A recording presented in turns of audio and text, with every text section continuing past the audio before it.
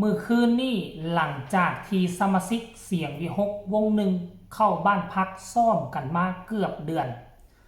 เมื่อยล้าอ่อนเพลียคิดฮอดบ้านคิดฮอดซองก็มีบางคนก็ได้บอสน้อยบอสใหญ่ถือโอกาสได้มานั่งให้กำลังใจปบปะโอ้ลมพูดคุยบางคนจนน้ำตาแตกน้ำตาไหลซึ่งใจว่าสั้นเดสบายดี FC แฟนคลับทุกทานกันแล้วกันเด้อทุกคนมาพบมาพ่อกันคลิปนี้ช่วงสายบ่ายกลัวจะได้เฮ็ดคลิปเฮ็ดข่าวก็ได้เนาะเวลาก็บ่ค่อยมีปานใดพอว่างๆก็ฮีบแลนมาเฮ็ดทานผู้ชมเนาะเรื่องเล่าในคลิปนี้ก็คือเหตุการณ์มันเกิดขึ้นมื้อวานนี่ทุกคนก็คงจะเข้าใจกันดีคงจะฮู้กันดีแล้วละวงเสียงวิหกวงหนึ่งนี่ปฐมนิเทศตั้งแต่ท้ายเดือนแล้วพุ่นใดปฐมนิเทศเอาหมอลำเข้าบ้านพักบ่แม่นท้ายเดือนเนาะถ้าจำบ่ผิดคือวันที่5บ่ของเดือนนี่แหละตั้งแต่ต้นเดือนสิเข้าฮอดเดือนแล้วปัจจุบันนี้เข้าปฐมนิเทศหลังจากนั้นก็เข้าบ้านพักก็พากันตั้งหน้าตั้งตาฝึกฝนรอหลอมฝึกซ้อมคนเก่าก็สอนคนใหม่คนใหม่ก็ตั้งใจทำเฮียนบาดเนี่ยคนหมู่มากลูกห้อยพอพันแม่หลายท้องถิ่นหลายครอบครัวมาอยู่น้ำกันเนาะมันก็จะมีคนที่เข้มแข็งแดจะมีคนอ่อนแอแดเป็นต้นแม่นบางคนก็บ่เคยห่างจากครอบครัวแต่ว่าอยากช่วยเหลือครอบครัวทุกข์ยากขาดเขินอยากจะมีรายรับเลี้ยงดูครอบครัวละหกละหื่นขอมาเพิ่งใบบุญของเสียงวิหกบางคนก็เป็นแบบนี้ได้บางคนก็ครอบครัวบ่โรยด้วยกีบกุหลาบเงินที่เอามาใช้อยู่ใช้กินในช่วงนี้ก็บางทีก็กู้ยืมเข้ามาพ่อแม่เป็นหนี้เป็นสินก็มีเพื่อจะหวังว่าเปิดฤดูกาลมาจะมีเงินส่งให้พ่อให้แม่เฮาเบิ่งผิวเผินของแต่ละคนบ่คือกันบางคนนี่เห็นสีหน้าท่าทางยิ้มแย้มแจ่มใสคิดว่าเขาจะบ่มีความทุกข์อยู่ในใจมันก็เป็นไปบ่ได้ในเมื่อมองเห็นจุดนี้หลายคนซ่อมกันมาหลายมื้อแล้วบอสน้อยบอสใหญ่เนาะทั้งบอสนกพงศกรกับบอสน้อยอายก็จึงมานั่งโอ้ลมพูดคุยกันในมื้อวานนี่เพื่อเป็นการเปิดใจแต่ละคนแล้วก็เพื่อเป็นการให้กำลังใจของผู้ที่ท้อถอยค่อยเชื่อว่านะทุกองค์กรมันต้องมีแหละคนที่มาเข้าเฮ็ดเวียกอยู่ในวงหมอลำนี่บ่แม่นว่ามาเพื่อสนุกสนานได้บางคนก็แบกภาระของครอบครัวมาตั้งหลายบางคนก็แบกความเศร้าอยู่ในใจไว้ อดเพื่อจะหาเงินหาค่าเลี้ยงดูครอบครัวน่ะความทุกข์อยู่ทั้งบ้านนี่บ่ให้ไผฮู้แต่ในเมื่อมื้อวานนี้มีโอกาสได้เปิดอกเปิดใจมาโอ้มาลงกันมีบางคนน้ำตาแตกน้ำตาไหลท่านผู้ชมเอ้ยเขามานี่เขาหอบความหวังของครอบครัวมาหอบความหวังของครอบครัวมา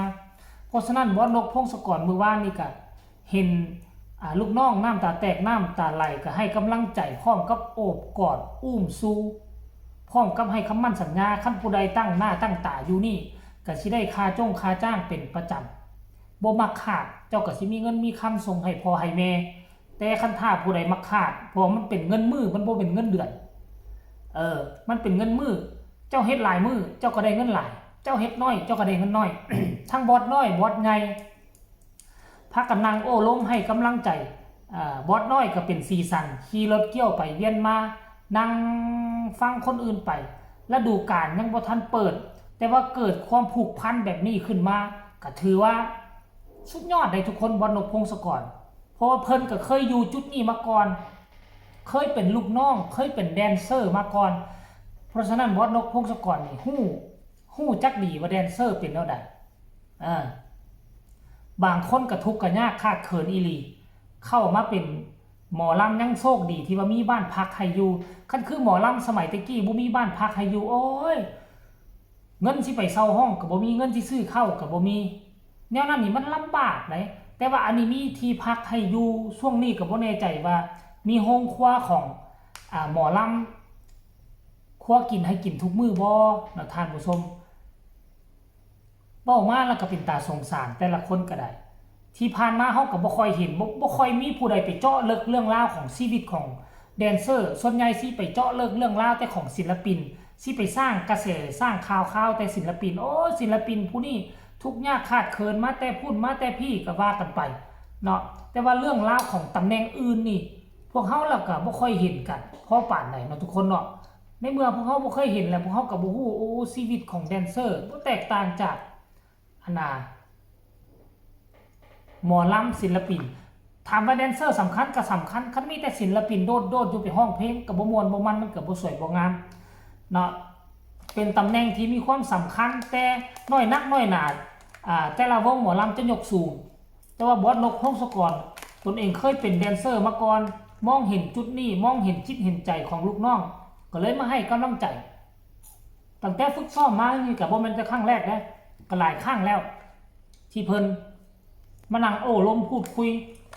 เปิดอกเปิดใจผู้ใดมีความทุกข์อีหยังก็มาเปิดเผยให้สู้กันฟังเป็นตาช่วยเหลือทั้งเพิ่นก็ยืนมือเข้ามาช่วยเหลืออันนี้แหละเป็นอย่างวงเสียงวิหกเวลาปิดฤดูกาลคนจึงลาลงน้อยถ้าเอามาเปรียบเทียบใส่กับวงอื่นๆนี่คือเสียงวิหกนี่คนลาลงน้อยที่สุดทุกปีเลยบาดวงใหญ่วงดังยิ่งดังยิ่งงานหลายสัมผัสว่าคนลาลงหลายเพราะอย่างเจ้าว่ายิ่งวงเขาดังมาตรฐานวงเขายิ่งสูงการบริหารนี่เป็นธุรกิจบ่ได้บริหารกันแบบวงหมอลำธรรมดาแต่ว่าเสียงวิหกนี่บริหารกันแบบหมอลำธรรมดาบ่ได้บริหารกันแบบธุรกิจผู้ใดอยู่อยากโด่งอยากดังก็สุดแล้วแต่ความพยายามและบุญวาสนาบ่ได้ทุ่มงบประมาณใส่เพื่อโฆษณาแล้วให้คนดังได้อันนี้คือดังโดยวาสนาเพราะฉะนั้นแล้วก็มาเบิ่งคือเมื่อวานนี่แหละเป็นหลักฐานว่าเป็นอย่างคนจึงบ่อยากลาลงเสียงวิหกหัวหน้าดีขนาดนี้เข้าใจลูกน้องขนาดนี้ยืนเคียงข้างลูกน้องขนาดนี้ทั้งบอสน้อยบอสใหญ่บ่ปะบ่ทิ่มบ่ไล่พร้อมที่จะดึงเคียงข้างกันพร้อมที่จะจูงมือทุกคนทุกแผนกเสียงวิหกไปพร้อมกันเห็นแบบนี้แล้วไผสิอยากหนีจากบอสนกกับบอสน้อยอ้ายเนาะทานผู้ชมเอ้ยอันนี้คือเรื่องราวที่เกิดขึ้นเมื่อวานนี้เห็นแล้วก็รู้สึกปลาบปลื้มใจรู้สึกดีอกดีใจแทนสมาชิกลูกน้องวงของเสียงวิหกที่ได้มาตกอยู่นี่ถึงแม้ว่าอาจจะเป็นวงใหญ่วงดังที่สุดในประเทศไทยแต่พวกเจ้าอยู่นี่พวกเจ้าจะสบายที่สุดในการเฮ็ดเวียกในการทำงานค่าจ้างกับบ่ธรรมดาแต่ถ้าเจ้าไปอยู่วงใหญ่วงดังมีความกดดันสูงในเมื่อเจ้ามีความกดดันแล้วเจ้าก็บ่อยากเฮ็ดเวียกเฮ็ดก็บ่เต็มเม็ดเต็มหน่วยแต่ถ้าเจ้าอยู่นี่แม่สบายอกสบายใจการงานก็หลายความกดดันก็บ่มีมันเฮ็ดให้พวกเจ้าสร้างสรรค์ผลงานได้ดีแล้วก็ออกมาสวยงามท่านผู้ชมก็หวังว่าฤดูกาลหน้าเสียงวิหกภายใต้การนำพาของบอสน้อยบอสใหญ่อาอายสกุลพรบอสนกพงศกรจะดังจะปังจะประสบผลสำเร็จหลายไปกว่าปีที่ผ่านมาขอคนละ1 ไลค์ 1 แชร์เท่านั้นสำหรับ FC เสียงวิหก FC น้องอาอายฝากกดติดตามที่สำคัญจะกดข้ามโฆษณาพ่อกันใหม่ในคลิปหน้าลาทานผู้ชมไปก่อนสบายดี